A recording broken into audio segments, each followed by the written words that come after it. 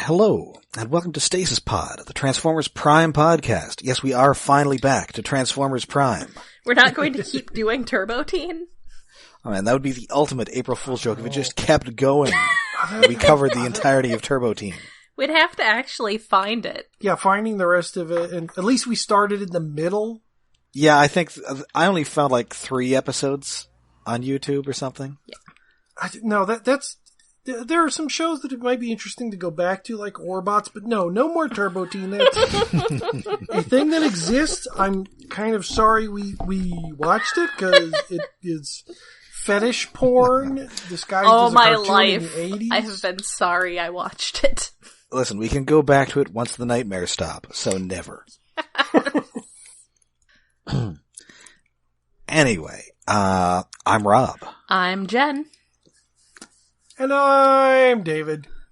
And I hurt myself today to see if I still feel. Or as we had to explain it to David the other week, the song from the Logan trailer. Yes, or I assume a bunch of top 10 most tragic anime deaths. Oh my god. Videos on YouTube. I'm bad with band names and song titles, especially. I figured the title of it was Empire of Dirt. Ah, no. You were wrong. The end. It's the line I remember the most, so I figure it's the most important. So that now makes 2 Transformers episodes with the same name as 9 Inch Nails songs. Yay! Although actually, wait, was the Downward Spiral a song or just the album? I'm not sure. I know it was an album. I forget if it was a song. I might even actually own that one. I think I have 2. Good job. I have Pretty Hate Machine and I think one other one, but it's in another room, so I don't know. And Pretty Hate Machine would also be a great Transformers episode title. Yes! Yeah. I'm kind of surprised we haven't had it yet. Because it's a really good title. It's close enough, though, that you might get a call from Mr. Resner's lawyers. Yeah. Maybe. Well, but it's an episode title, I forget it. Or at least have it as a comic book title. That hasn't happened. Yeah, instead of just having Morrissey songs and stuff. We love you, James Roberts.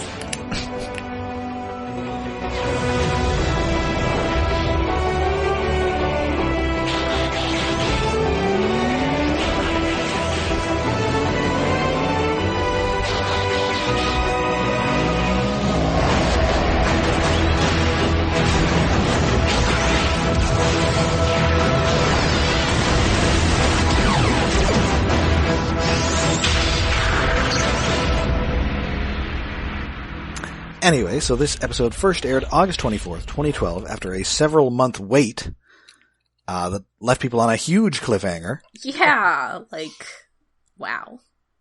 It's not like they'd never killed anybody in this show. Like, they killed someone in literally the first episode. Yes. Yeah. It's what they do. So it's entirely believable that they could have been killing Bulkhead here. Yes. And indeed, we cut to shortly before that. I guess I should mention that this episode was written by show favorite Margaret Scott. Yay! I am pronouncing that correctly, Margaret? Yes. Okay. She would, of course, go on to do a lot of Transformer stuff, and in fact just had a story in that Hasbro anthology Synergy. Yeah. That came out last week. Oh, it did? Oh, I did not read that. I need to find it. Yep, same. I was just thinking about that today.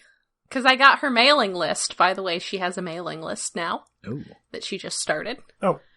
I should get on that. Because people are... I think I heard something on NPR or something last week about people going back to mailing lists because, all other social media is toxic. I guess it's an outgrowth of Patreon and stuff. No. Yeah. People just like getting mail. Yeah, well, people like getting mail they asked for. Well, yes. Anyway, so we cut to moments before, I guess, the... I guess it is technically after. What? Because RC, Jack, Well, no. Miko and First, we start off with, we're in New York City in a Teenage Mutant Ninja Turtles cartoon.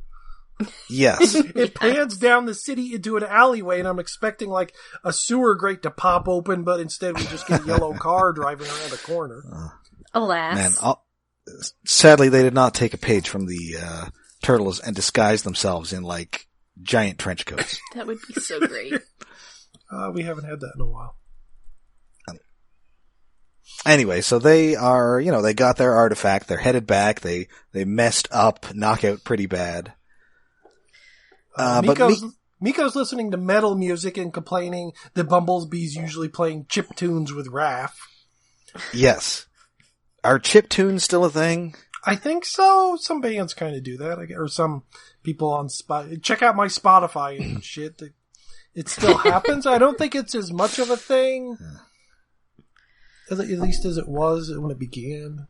It was mostly a video game outgrowth thing. Yeah. Mm-hmm.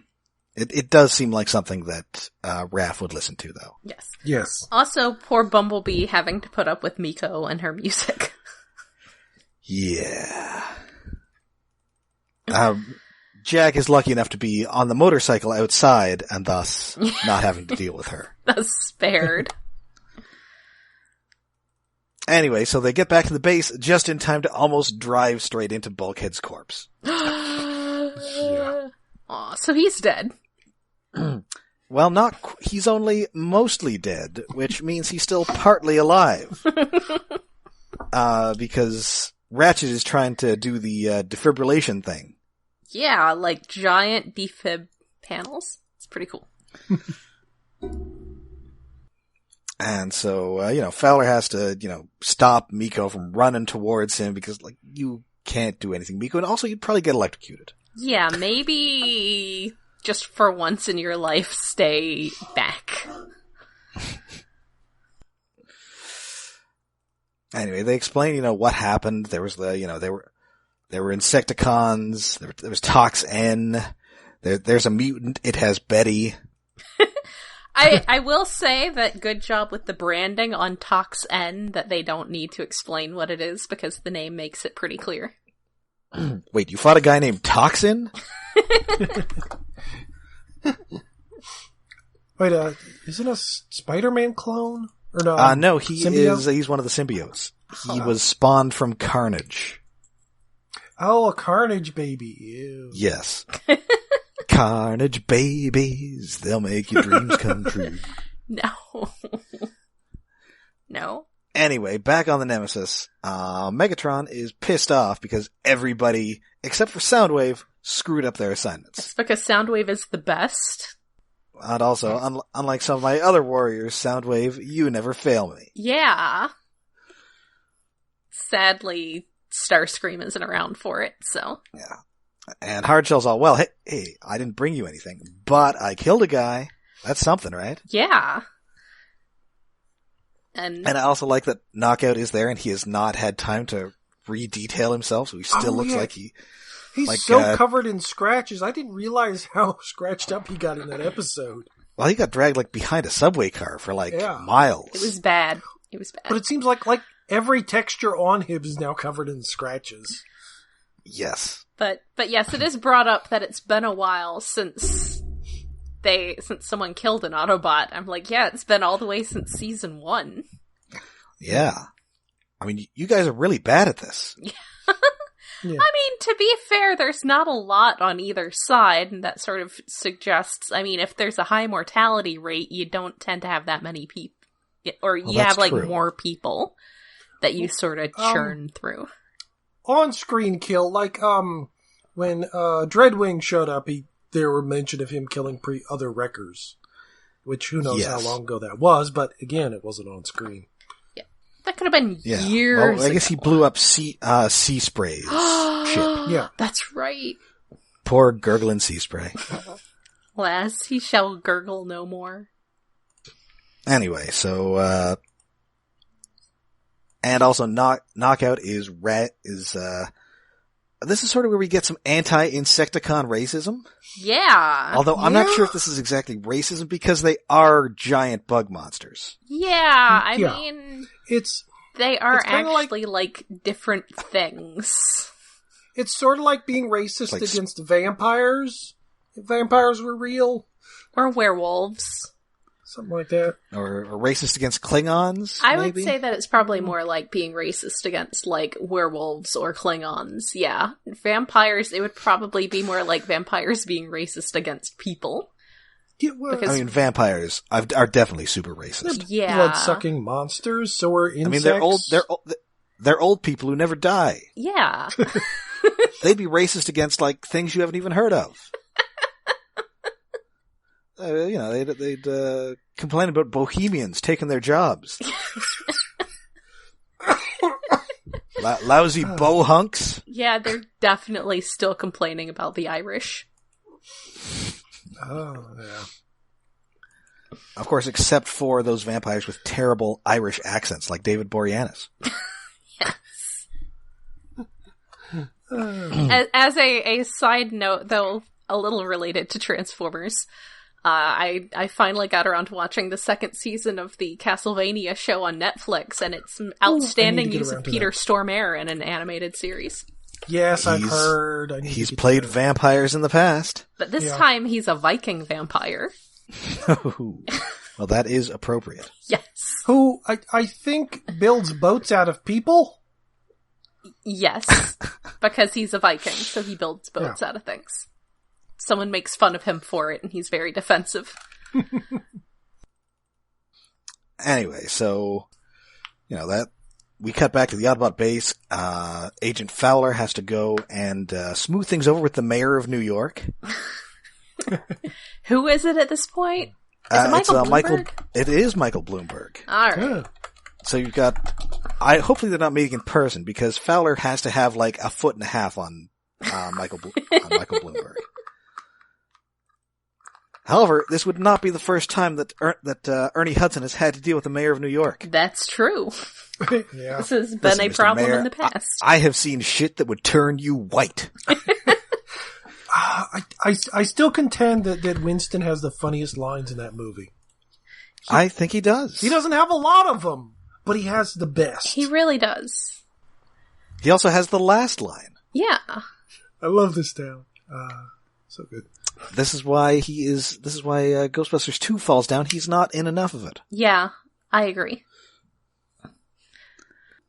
Anyway, so, back at the base, they've summoned, Bulkhead's boyfriend, Wheeljack. Yes.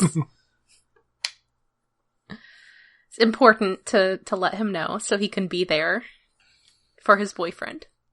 And this makes Miko angry because she thinks that, this is like, they're calling in for whatever robots have for the last rites.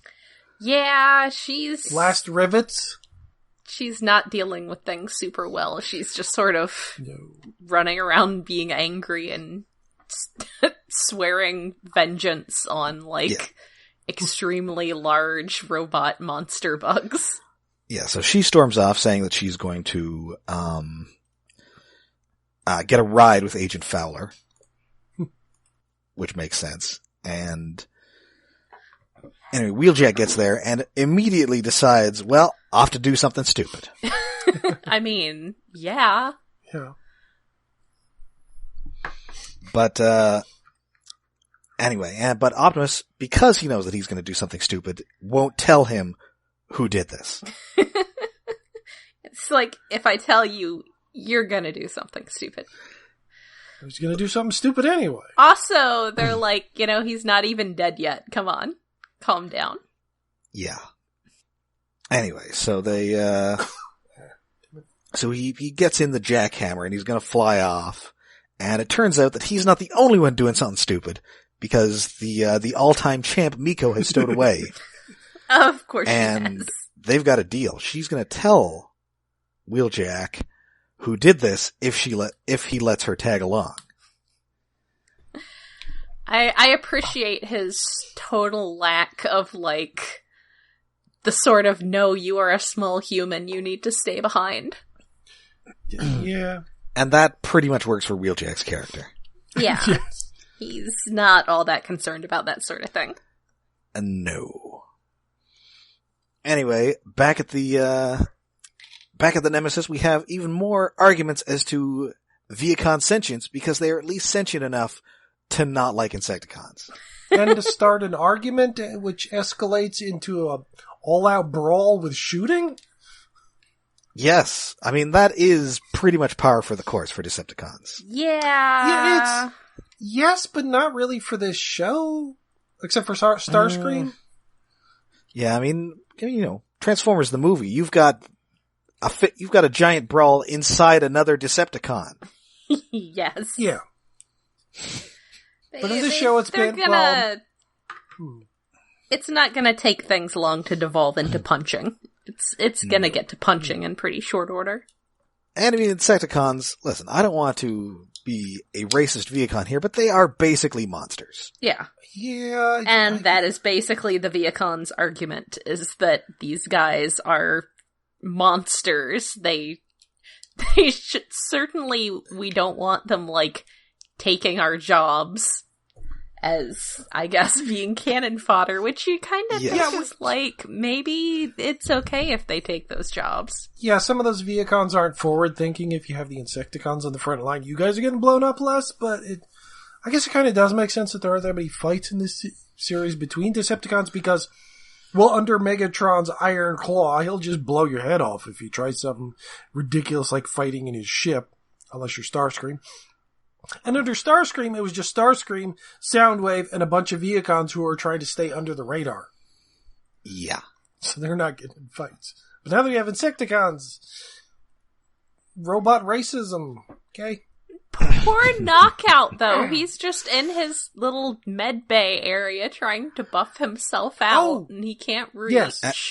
He knows that it was much easier when Bulkhead was, or when Breakdown was there. Yeah. Yeah, which, is this the most grieving we've seen him do on screen? So far, yeah. I mean, there was that little bit. Well, this is easier when I had somebody with extra hands. Yeah, listen, do I miss the companionship? Yes. Do I miss having a guy to buff my ass? Yes, definitely.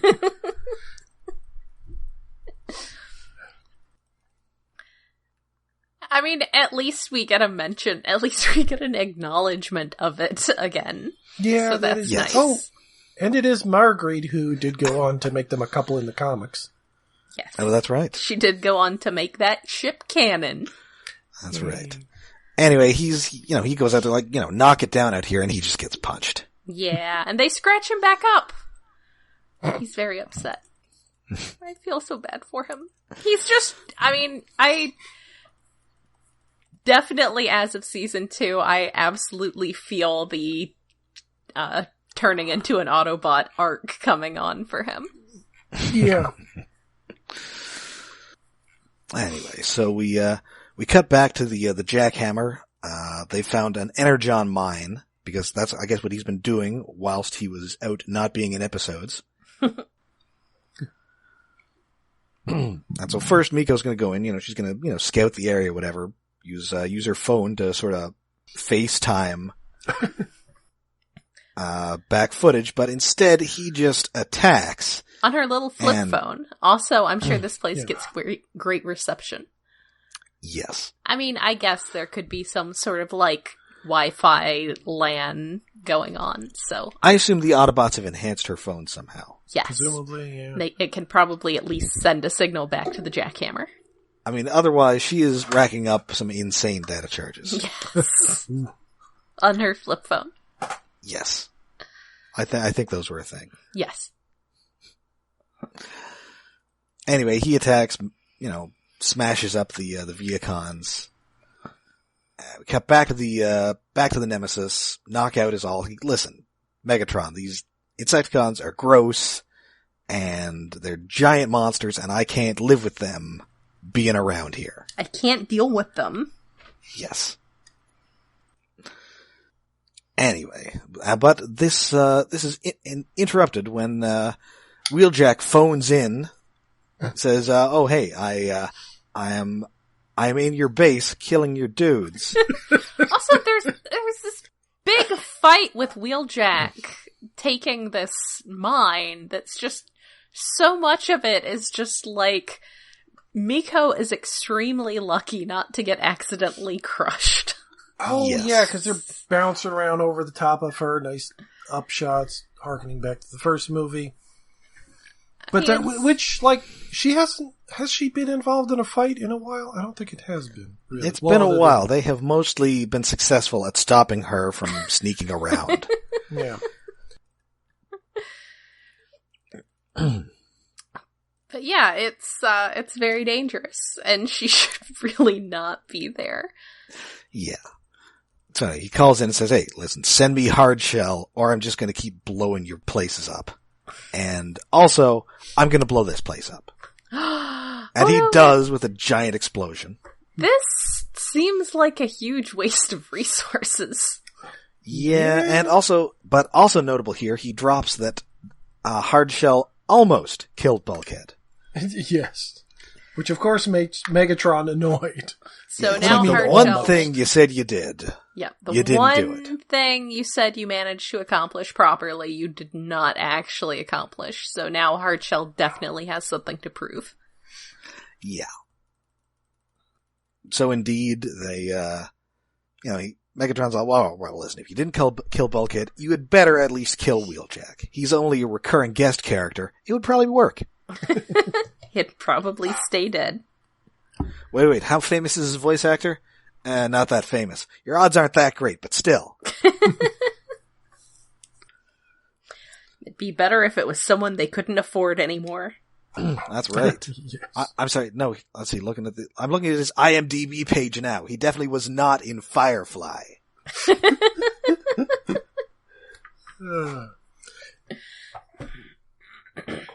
Recurrent guest appearance on Enterprise. Yeah, that's not going to help you. No. TNG or DS9, maybe you'd stick around. Well, clearly, because that's Jeffrey Combs. Yeah. Oh, right. Well, Jeffrey Combs was on all of them? Wait, no. Was he on TNG? Well, he was on all the rest of them. I don't think he was on TNG, although he auditioned for the part of Riker. Wow, that would have been weird. That would have been amazing. Also, would he have then grown a beard? That's a good question. Well, he would have ended up looking like Edgar Allan Poe if he did. That's fine. Yeah. No, that's fine. And also, they saw him sit down in a chair normally, and they were like, I'm sorry, we can't give this to you. Yeah, that doesn't work. The audition was there's just a chair, and you come in, and depending on how you sit in the chair determines, how suited you are for this character. I'm sorry, Jeff, you just didn't mount it like some sort of horse. It's not gonna work out. You didn't get in it like someone who's never actually seen a chair before? How do you feel about playing a bunch of weird aliens? Aliens are cool, though. Anyway, so they get to this canyon. Once again, another desolate canyon with nobody around.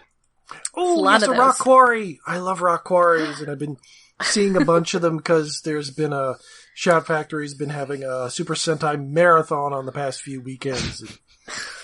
We bet. They keep going to this, usually the same rock quarry that's been around for decades. Yeah, we gotta hurry up here, boys. Doctor Who's booked here, after lunch. Yeah, they got a good rock quarry too. Or, do they use a rock quarry in the new series, or was that? Oh. Not as much. No, not enough that we could identify the same one. No, there are a lot more sets in the new one. Yeah. They don't have as much time to fill. Yeah, that's true. Anyway, so they get there, Miko has fallen asleep, and when she wakes up, she is in the ship, and Wheeljack is out of it, and he says, listen, use the autopilot, fly back, this is as far as you go. Yeah, because Bulkhead is going to wake up, and he's going to kill me if I get you squooshed. Which maybe he could have been thinking about back during that fight. Yes. But anyway, he does not know Miko particularly well because he does not set the autopilot himself. Yes. He gives her the option to not choose the autopilot. He gives her the option to not choose safety. Yes. And prior to this, she does mention what she was planning to do to with Bulkhead before his injury, including car sledding and whatever a worldwide smash-a-thon is. I would guess that that's a substitute in for WrestleMania or such. Or maybe just like a demolition derby. Like a really big deal demolition derby. Yes. Are they just they were just going to go around the world smashing things. That's entirely possible. Yeah. Anyway, so Wheeljack and Hardshell have their big fight. It turns out that Hardshell is better at this because he's a giant bug monster. Yeah, he's kind of good at fighting. What with being large. Yeah. And making that terrifying horse sound. Yes, the again, dying the horse noise. It's so weird. Like, why is it a dying horse noise? They're trying to bring back unpleasant memories of the never-ending story. Oh, Artex. Oh. I have seen horses. That. Yeah, I've seen that as an endgame poster. Turn around. Okay. Right. Anyway, just as Hardshell is about to land the killing blow, the jackhammer takes off and just shoots at him, which kills him. Lots of missiles, though, not just like a little bit of shooting. Like, oh no, it's pretty significant shooting. Yeah, like, don't put Miko in there and have like there are two buttons right next to each other. One of them is safety and the other one is missiles, and expect her to choose the one that's not missiles. Yeah, don't expect her to not push the red button. Yeah. Yeah. Anyway, it turns out that Hardshell was accompanied by a zillion other Insecticons. That seems like cheating. Oh. Yeah, well, I mean, so is taking off in this ship and firing, like, ship-to-ship weapons. Well, okay, at fine. one guy. That's fair. Albeit a huge guy. That scene gave me such chills. Because, I don't know if it happens as much in Super Sentai, but in old Kamen Rider movies, that would happen a lot where, like, you're in a fight, you beat up one guy, and then a shit ton of old monsters who were killed in previous episodes because we had the suits lying around just show up on the top of the edge of the rock corner. And then a giant fight happens, but that doesn't happen in this episode. They just kind of run away. Well, they run away and then they do the whole grenade trick, except they do it with an entire huge box of grenades. Yes. Which was good. Which blows up a bunch of them. So they, hey, now Miko is an official wrecker. Yes. Wheeljack declares her to be an official wrecker. Yep. You've committed your first murder, kid. You're in the gang. I mean, yeah. And unfortunately, the show does not take advantage of this by giving her like a leather jacket or something, because that seems like something she would do. Yeah. Yes. Yeah, that... Wait, do their character models ever get upgrades? The kids? No, I don't believe so. That is a thing that really should happen over 3 seasons. Yeah. They only... Listen, she's an exchange student, she only brought one change of clothes. Yeah. But like a jacket. Jacket could be a simple addition, you'd think. Raph, on the other hand, absolutely has an entire closet of the same outfit. Well, yes. Yes. I'm sorry, I determined this outfit to be the mathematically perfect. Yes. Just does the, like, Silicon Valley asshole thing of being like, oh, well, if I don't have to think about what I'm wearing, then it frees up my mind for all these other things. Like, how to maximize stealing people's data for profit. I hate guys like that so much. Anyway, so they get back, and the doc said that the Duke's gonna be okay. Wait, no, I'm sorry. Ratchet reports that Bulkhead will be okay, but he might never walk again. Well, he'll live. Yes. He's not That's about gonna the be best okay. I can do. Yeah. Basically, it's like he will live, but he will explicitly not be okay. Yeah. At least not for a few episodes. Yeah. And so Miko, he's still in a coma, and, Bulkhead in a coma. I know, it's serious. Lol. But Wheeljack, he's not going to stick around. He can't see Bulkhead like that. Aww. And I kind of like that character note. Yeah. Because it does seem, even if it is kind of a crummy thing to do, it does fit in with what we know about Bulkhead. Yeah. Well, it's also an excuse for him not to be there to fill in for Bulkhead during the next few episodes, which would kind of make sense. So you gotta have a character excuse why he's not doing that, and it works. Yeah. And so we cut back to the Nemesis. They've got Hardshell just laid out on a slab. Yep. So he's dead. So much for having so much for having a sentient Insecticon. R.I.P. David K. It was. That's right. That one was. I was confusing him with David Sobolov, who will be showing up shortly. Yes. The R.I.P. other Canadian David. Yes. R.I.P. David K. I can't remember if David K. ever shows up in the series again. I think that's it for him, actually. He's going to show up in Robots in Disguise. Yeah. Alas. Yeah.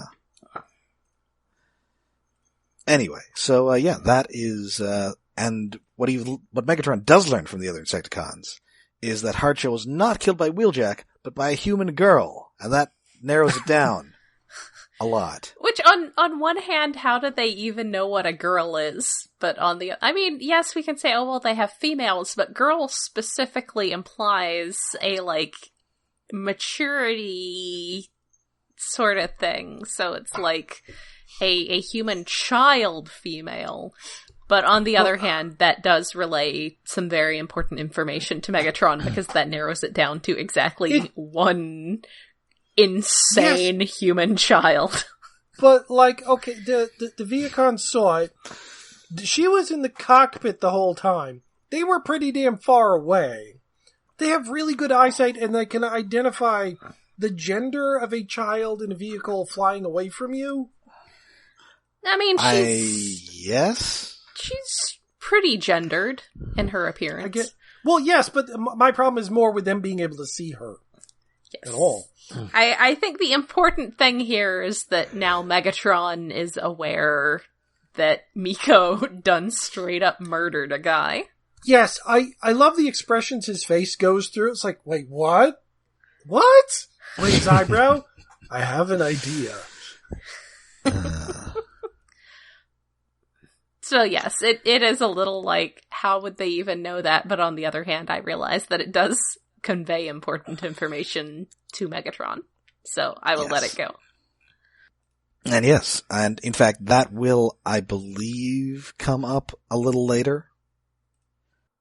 I do not remember, but probably. It has been a while. Yeah. Probably. Seems like a thing that would. Yeah.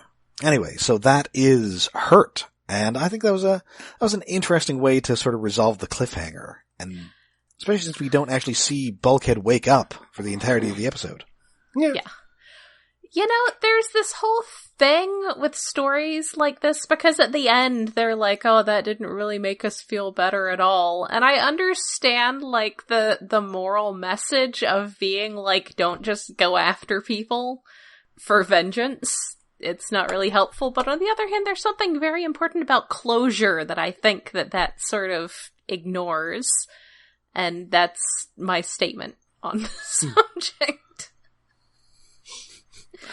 So while I appreciate the sort of generally understood value telling kids that vengeance is not a cool thing to go hunting down and it won't make you feel any better, it might actually make you feel any better because, you know, closure is a valid thing. You don't have people who, like, have had their loved ones murdered and then they go and watch the person put to death and they're like, I don't feel any better at all. It's like, no, there's closure. So anyway, that's all. But well, as they say, when you seek revenge, dig 2 graves. Yes. Well, yeah. Well, that's why he brought Miko along to help dig the grave, 2 graves, because they're robots. They're really big. It's going to need the extra hands. Of course, also they have to build the extra grave for her. No, well, something I don't know. We're talking about a lot of graves here. Yeah. I mean, that was a lot of Insecticons. It's a lot of Insecticons they blew up. Yes. So yeah, I mean, but other than that minor quibble, it was a good episode. It was nice having Miko and Wheeljack teaming up. Yes. All right, and that is it for Hurt, and that is it for today's episode. And of course, please join us again next week. But until then, we are all over the internet. We're on both Twitter and Facebook, and we also have a Patreon. I'm pretty sure I still have the website set up to auto post to Tumblr, so I guess we're still a little bit on Tumblr too. But okay. But we are hosted on iaconunderground.net, where we do have a Patreon set up to help with hosting and other expenses. That is at patreon.com/iaconunderground. And this month, what month is this now? We're in April now, right? We are now in April. It's the 1st. We get to decide As what we we record. are going to do while we wait for Endgame. Yes. Oh man. Well, no, there's like 5 different things that are out in the next few months. I forget. I had a list. Yeah, we're gonna be busy with all sorts of cinematic adventures. Yes, Yeah. and for a mere at least $1 a month, you can hear all of those adventures. They're very adventurous. That's right. And of course, you guys are also doing a news podcast over on Icon Underground as well. Yes, we are back to doing Iacon Underground Radio, but with Toy Fair leading into the launch of the new ongoing comic series. Rob, we're going to have you join us soon to talk about GoBots. Ooh. I accept the challenge. The challenge of the GoBots. Specifically, Tom Scioli's recently wrapped up GoBot series.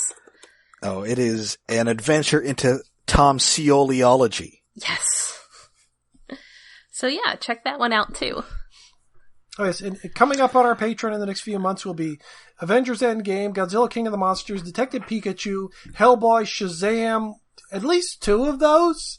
I don't think we could do all of them because they all come out in the span of like 8 weeks. There's some Also, controversy. I'm not sure there's enough Patreon money in the world to make me see Detective Pikachu. Yes, there's some controversy regarding Detective Pikachu. What controversy? I'm going to see that so hard. Did Pikachu say fuck? The controversy is Rob does not want to see that. Yeah, well, again, there's other things. There's Captain Marvel 2, Shazam. I'm not down with the Pokemans. Well, I barely know about Pokemans. There's a Hellboy I keep forgetting is coming out. I have played every main line Pokemon game since Pokemon Blue, which came out when I was like 20. Because I'm old. And it's hilarious watching children being, and by children I mean 30-year-olds being like, oh, I played this when I was a kid. And I'm like, yeah, I played it when I was college. Recently moved out of my parents' house for the first time. Listen, if we do end up doing Detective Pikachu, I warn you, I'm going to sing the Pokemon theme song from start to finish. Good. Well, that's I want to be the the very least best, like no one ever was. No one ever was. Yes, we all know this. It's ingrained in people's memories, even though we... I don't think I've seen a full episode since they first aired the original season. I actually didn't like watching the anime when it, like, the first season, because things would happen like Pikachu, like, beating up a Geodude, and I would get really upset. The show would not properly follow the game mechanics. Well, no. No, it's wrong. Anyway, so those are some things that are going to be happening this summer.